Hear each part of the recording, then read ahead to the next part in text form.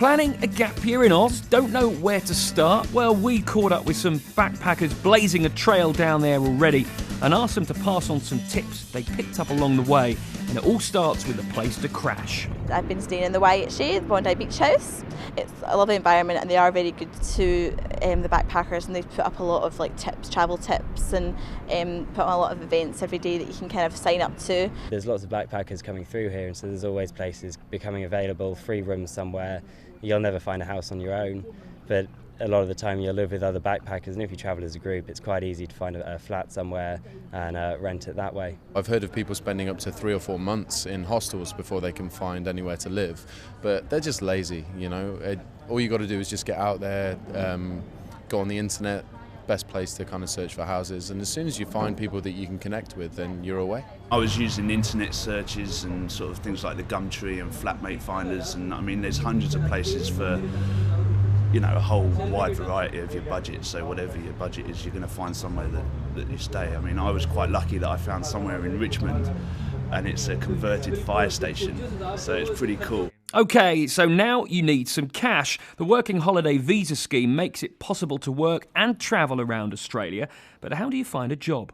Well, when I first came out, I just had a job in telesales, which is clearly one of the avenues that a lot of people go down. It's very easy to get a job. After I'd done that for a while, this kind of just fell in my lap, and I've always wanted to skydive, so pretty much as soon as I did it once, I thought I could work here. I cheated a bit. There's a work and travel company which I got in touch with in the UK before I came out, and they help with like job placement, organising your CV and arranging interviews for you. Anybody that's thinking about coming to Sydney, I would always tell them to do their research before they actually get here.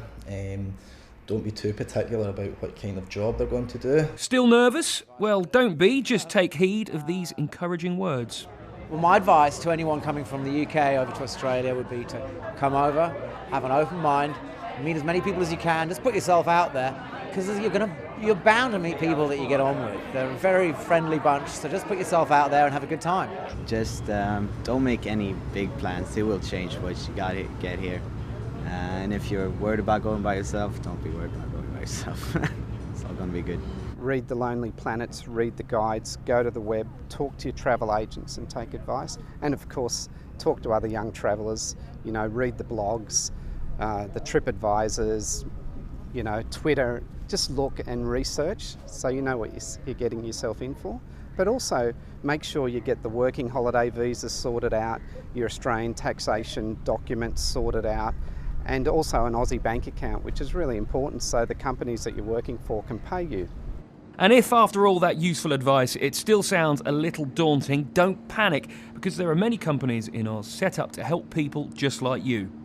Travellers Contact Point is basically a one-stop shop for the travellers. So when people arrive in Sydney, they can come in and see us. We can get them sorted with everything that they need. So we can get them sorted with a permanent mailing address, tax file number, bank account. We can help them find a job. We can also help them with job training. We also have a travel agent here, so if they want to book any tours around Australia, we can help them with that. We also have a tax service, so that's for when they're leaving Australia, we can help them claim their tax back, and we have a freight service as well, so if they want to send anything back home, we can help them with that as well. So no excuses now, it's time to hit the road and kickstart your Aussie adventure.